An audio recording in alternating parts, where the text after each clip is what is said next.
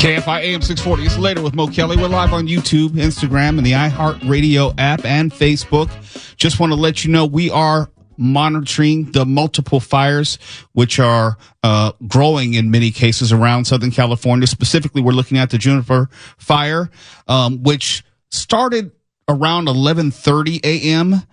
Yesterday, and then it had grown to about 689 acres. I know Mark Ronner will have the latest statistics as we go throughout this evening, but most importantly, I want to make sure that you are aware of the evacuation orders for that Riverside County fire.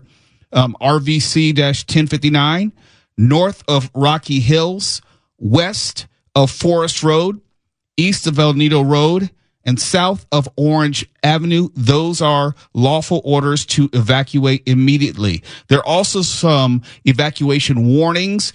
And yes, they are officially warnings, but it's most important that I always say, look upon them as mandatory. Don't wait for them to turn into a mandatory evacuation order. But they are RVC-1060, RVC-1170, RVC-1172, 1173, 1273 A and B, north of Eucalyptus, west of Highway 74, east of Post Road, and south of Ellis Avenue. The order at this point it's a warning, not an order, but I would recommend that you treat them as a mandatory evacuation order. If we learned anything from the fires back in January, is that the situation can change almost immediately and suddenly, and you don't want to be caught in a situation where you're not prepared to leave at a moment's notice. A care and reception center has been established at Citrus Hill High School, which is 18150 Wood Road in Paris, for evacuees if you should be in need of shelter and or assistance. And at this point, that's most of the information we have, unless Mark Ronner. Good evening, Mark Ronner. You have anything to add at this time? I know you'll be updating as the night goes on. I just did a rundown of all the major fires in the news at the top of the hour, and I'll be updating it throughout the evening. All right, then we'll continue to monitor this. The KFI 24-hour newsroom is on top of it. Just want to let you know that it's 4th of July week. Getting excited. Almost time for Chateau Le Mo. We're going to have the whole gang together, well, except for Mark Ronner. He doesn't like people. Are you going to have a kegger, dude? There's going to be enough alcohol there. Oh, okay. But I won't have any before I go on air. Of course not. You would never do that. I would not. I would not ever do that. No, the FCC and all that. Well, that too. But I'm just saying, me, personally, let me say this. In my long and, how should I say this? I want to be very careful. There have been people over the years in this business who do imbibe and get on the air. Yeah. I'm just not one of them. Yes. Okay? Let me just leave it at that. I've been thinking all day for some reason about there was some woman on Fox or CNN or something. She got on for a guest hit and was absolutely blotto a couple weeks ago. Did you see this? No, I did not, but it's a very common occurrence. People would be amazed at how often people are under the influence of something and doing broadcast work. Yeah. TV, definitely. You've heard all the stories. I'm not going to call any names. No, but it's hilarious when you see one and it's just really obvious that they're loaded. There was one time, there was a former, I don't want to say what team they played for, but you know what my favorite team is, all right? And this was a former player for that team, well known. I was watching, he does television commentary for a news network. I'm not going to name it. But it was clear that he was high on some sort of drugs. And I was working here at the time, and I'm thinking, like, someone needs to pull him off the air. I can't be the only one seeing that this person is not able to focus on the camera, is just drifting off in his comments. It was clear that he was high, not drunk, high. Oh, yeah. Not marijuana high, but coke high. Nice. I'm a big fan of TV imbibing because it's just hilarious. And if you like that kind of thing, look at old episodes of Match Game, because those guys got liquored up and they drank throughout the day of taping. Okay? Every night they were drunk. And it seems like maybe that was the joke. Yeah. Because everyone knew that Charles Nelson Riley was blitzed, okay? Well, it was kind of a crapshoot. So I think Slappy White, or I think it was Slappy. I can't. Somebody correct me if I'm wrong about this, but was nearly incoherent loaded.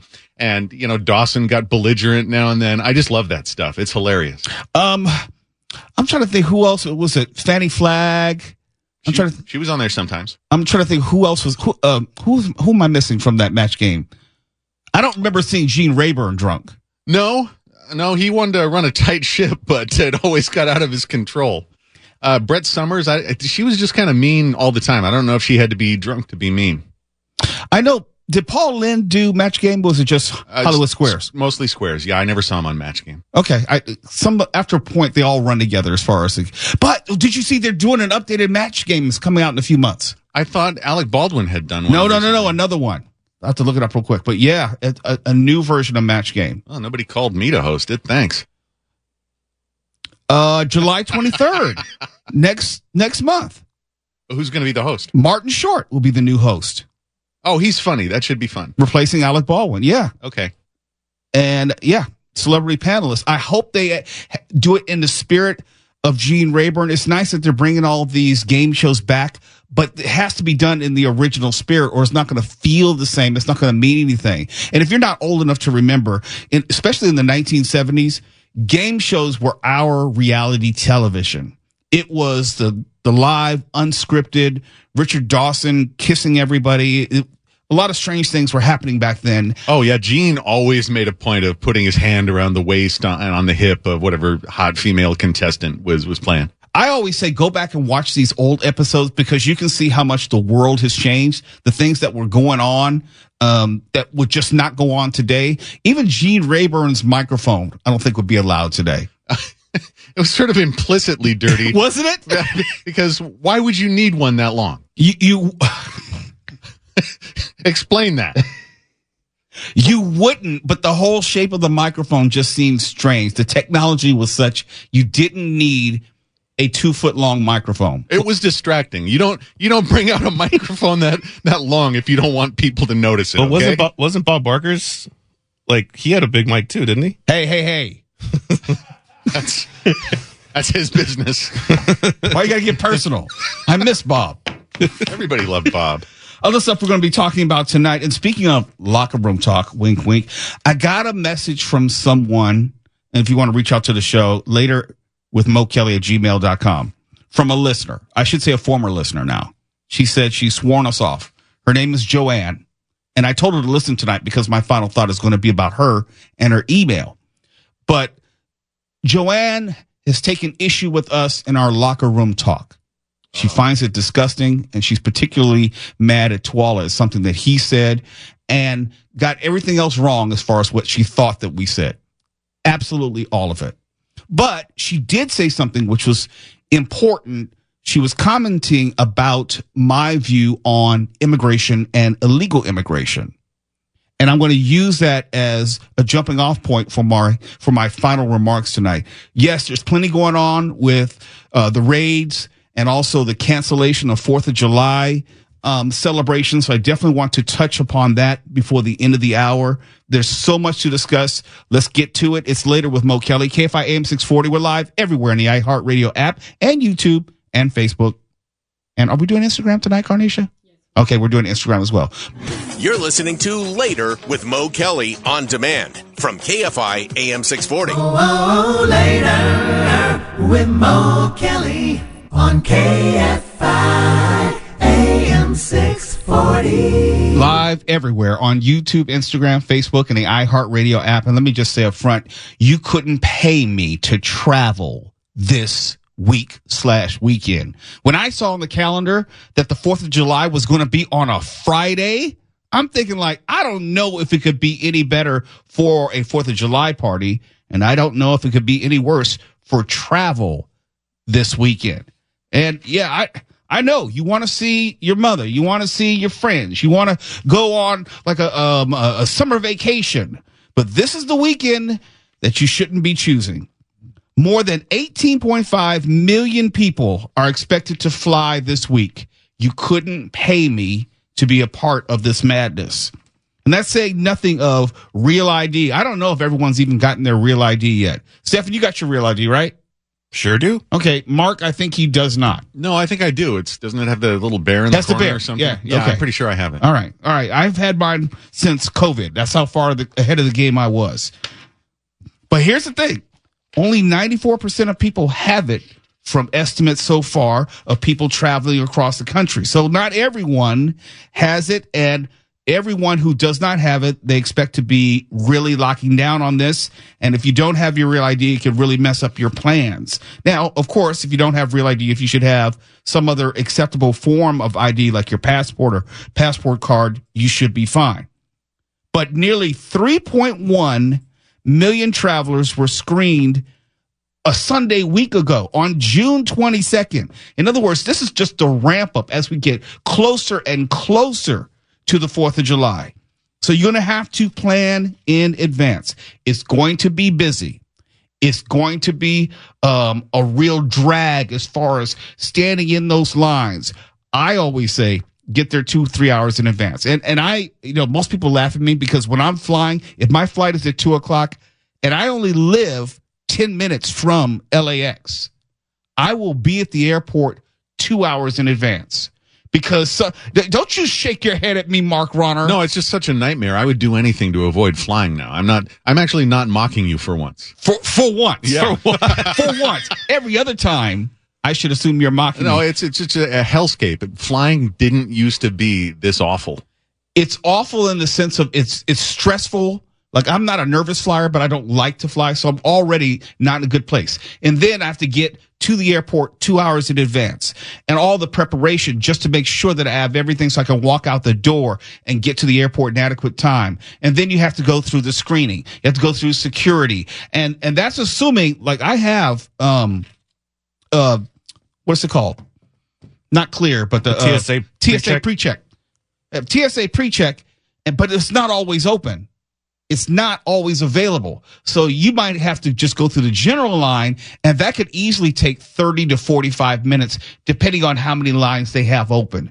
It is really a chore, and that for me is all the deterrent I need to not actually fly anywhere. If I could go somewhere, and yes, I'm always doing Chateau Le Monde July 4th, but I'm saying if I were to go somewhere, I would rather not fly, if only because I could avoid all this and then just maybe drive somewhere, maybe just take the train somewhere. We talked about Amtrak.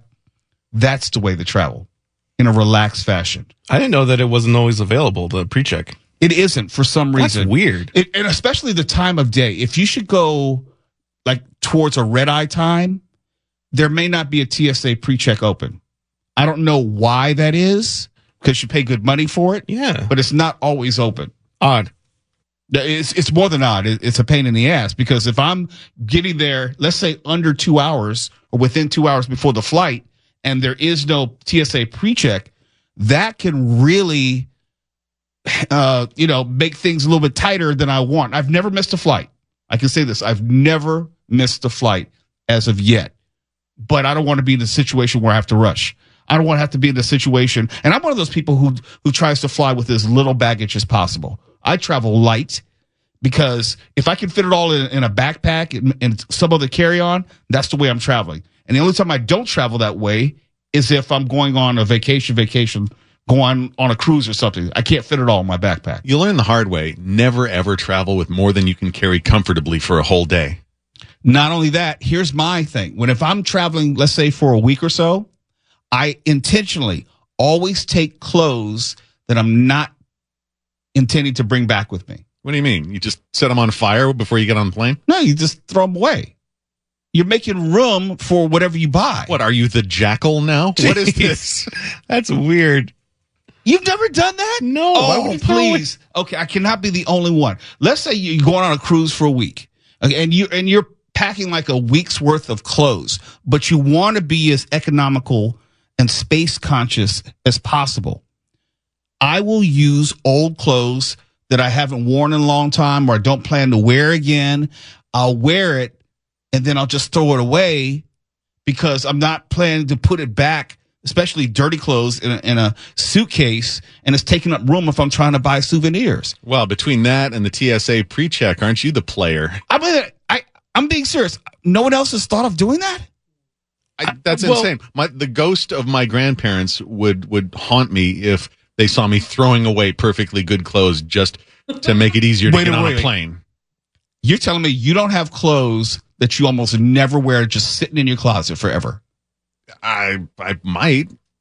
But see, those are that's the point. Yeah, but I save those for like the ones with holes in them. That's like my PJ shirt. That's my point. But you're walking around. I'm on vacation. I'm not trying to impress anybody, dog. Okay? I'm not like taking a suit. Oh man. I'm not going to the captain's dinner on the cruise. You know, for the most part, I don't wear T-shirts. I wear nothing but T-shirts when I'm on vacation, and I usually dispose of them afterward. I'm sorry. That's weird. That's a new one for me. Yeah. I can't be the only one. No, that's not weird. That's economical. It's wasteful.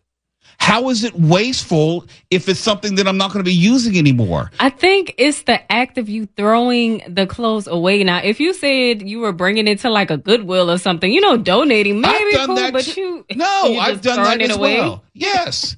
You don't throw away any of your clothes. You donated them all to Goodwill. Unless it's Even your not, drawers. But, okay, maybe But no, but that's my point. those. But if it's not wearable, like if somebody else can't wear it, then get thrown away. But Are you using acid to burn off your fingerprints while you're at it? No, I'm just saying, instead of doing laundry and having to, I vacuum seal all my clothes when I'm traveling. So I have like a pump that it creates a vacuum, takes out all the air, so it's easier to pack in a tighter space. Do the TSA people interrogate you about the pump? No, they've seen enough of them by now I because see. it's a pretty common thing that people use when they're traveling. Okay. All right. But anyhow, I take a lot of clothes, and then as I go through the week in the trip, I don't throw them all away, but I throw enough of them away because I'm buying souvenirs, buying gifts where I have room. Now, my wife, on the other hand, she'll buy a damn new suitcase out there. Every time or most of the time? Most of the time. Aaron Eaton says, when I travel, it's a fresh new brand pair of Hanes socks and underwears that I travel with. They stay, and I just buy new ones when I get back. So Aaron's with you. He Thank does you. it. Thank you. Thank you very much. It's Later with Mo Kelly. KFI AM 640 Live everywhere on YouTube, Instagram, Facebook, and the iHeartRadio app. And when we come back, we're going to have to change direction. We got to talk about some of these immigration raids and how they have maybe indirectly forced the cancellation of a number of 4th of July festivities here in LA. We talked about this last week, and I remember saying I expected there to be more. There are more now, and the list is growing by the day. You're listening to Later with Mo Kelly on demand from KFI AM 640. KFI, Mo Kelly, live everywhere on social media and the iHeartRadio app. And you're hearing more and more about 4th of July celebrations being canceled. I first broached the subject last week, and I heard from some people in the chat, the Momigos, were chatting in Motown on the YouTube show, and they were largely, I don't remember the exact number, but they were largely of the opinion that these cities should not cancel their 4th of July celebrations. And I was vehemently against that, if only because I think about this from a municipality sense. I think about it from a liability sense. And although we all would like to have a safe and enjoyable 4th of July celebration. In fact, most people will look forward to the 4th of July just to be around friends, family, what have you. That's not something you would be able to guarantee this particular 4th of July. And the last thing you want is a situation where you have, let's be honest now, violent apprehensions and detainments of young people, parents and or their children, and how that could escalate and spiral out of control. This is not necessarily about immigration, legal versus illegal immigration. And I'll talk about this more at the end of the show. This is about methods and tactics and the unintended consequences of having such a large display of people who might be caught up in this situation. And I understand why you would have a city or an event say, no, that's not a risk we want to take. And you heard Mark Ronner run off some of the list. But like, for example, the Gloria Molina Grand Park Summer Block Party, that's the largest free 4th of July celebration on the West Coast. You'd have live entertainment, food vendors, and activities for all ages. Probably have alcohol. You'll probably have hundreds, if not thousands, of people there. Could you imagine how that could escalate into a situation which would be out of control and people get hurt or worse? I don't want that to happen. And I think if you're concerned about people and not your politics, you probably want the same. There is a way that we can do this. We can navigate this moment. We can enforce the law and not put people in danger unnecessarily. There is a way to do it. Now, we may disagree on the particulars and the specifics, but there is a way to do it. And we shouldn't have to endanger anyone in the process. And if your only desire is to get rid of the illegals, even at the expense of someone's safety, then I would have a problem with you. Because I think about this in terms of actual people that I know, some who are legal, some who are illegal / undocumented. These are real people here. And the last thing I would want is to see someone get hurt, a child get hurt, or something like that. And so there are a number of cancellations, and there will be more. I told you just now about Gloria Molina Grand Park, the largest free 4th of July celebration on the West Coast.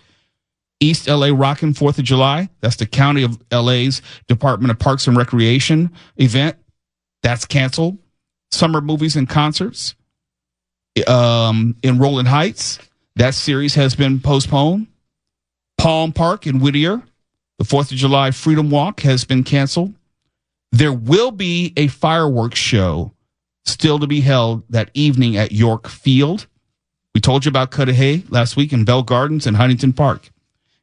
And right after I told you about Huntington Park, they had a situation with a Huntington Park resident where ICE agents or other federal agents literally used explosives to blow the door off of a house. There's video of it. You should have seen it by now. These situations can escalate tremendously, exponentially in a heartbeat. And if we're concerned about people's safety, then you should at least make room for understanding why a 4th of July celebration is never more important than someone's safety. Never. The whole idea of a 4th of July celebration and fireworks is, you would think, is predicated on safety. That's the number one thing.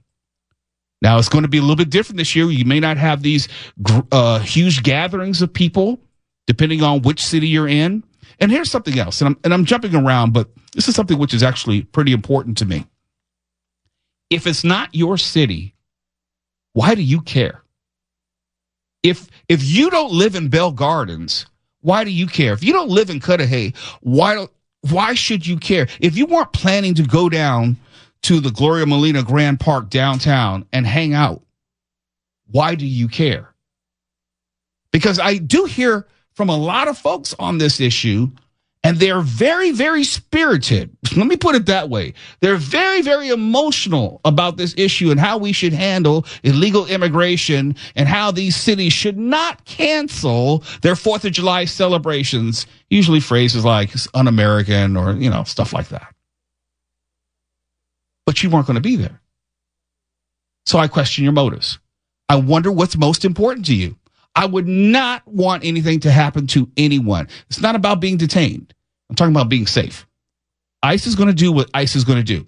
It doesn't mean that the city of Bell needs to provide a ground in which someone might get hurt. We've seen the videos. We've seen the methods and tactics. Sometimes, many times, it is violent. And when there's violence, you can't predict or necessarily prevent how that response is going to come, because it's a highly emotional moment in Southern California specifically. You're talking about someone's family member. You're talking about someone's abuela, niño, niña. Very, very important, and we shouldn't lose sight of that. I said last week that there'll be more and more cities which will cancel their 4th of July celebrations. I would hope that you would not take it personally because you don't live in that city. You would not take it personally because it's not involving anyone in your family. I would hope, because we always have a lot to say about things that have nothing to do with us, people who are not even connected to us, and places we don't even go. And I don't quite understand that. You're listening to Later with Mo Kelly on demand from KFI AM 640. KFI AM 640 is Later with Mo Kelly. Last segment, I was talking to you about some of the events which have been canceled for the 4th of July, given the ice raids. Now I'm going to give you a list of some of the events which are still going to happen pending, unless there's some sort of change in the news. These events are still going on, and I highly recommend if you want to check out some cool things on this 4th of July, or actually over the course of the whole weekend, you'll see. There's the Anime Expo, which is at LA Convention Center, and it's running July 3rd through the 6th, the totality of the weekend. And it's the largest anime convention in North America. Each year, the 4-day convention welcomes more than 100,000 fans to celebrate Japanese pop culture and experience the masquerade, anime music video contest, concerts, and the epic fashion show. That is July 3rd through the 6th, LA Convention Center, downtown. And there's the 4th at the Fig Pool Party. That's the Hotel Figueroa La Casita Pool. On the 4th of July, you can head down to historic downtown LA for an afternoon pool party and barbecue with live DJs, veggie menu options, and VIP bottle service. You have to Google as far as how to get the tickets for that, but it's not free. That much I do know.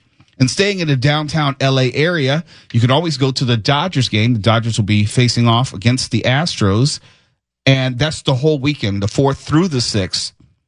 And they'll probably have the fireworks. No, I know they'll have the fireworks show the night of the 4th. I'm not sure about the 5th or the 6th. And if you've ever seen a fireworks show at Dodger Stadium, it's always fantastic. Staying downtown, there is the Independence Day Rooftop Cinema Club, which is 888 South Olive Street. The Rooftop Cinema Club offers a premier outdoor movie experience at Level in downtown LA.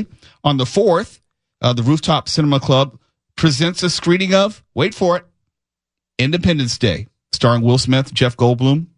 And the tickets options include Adirondack chair, Adirondack plus popcorn, and Adirondack love seat plus popcorn.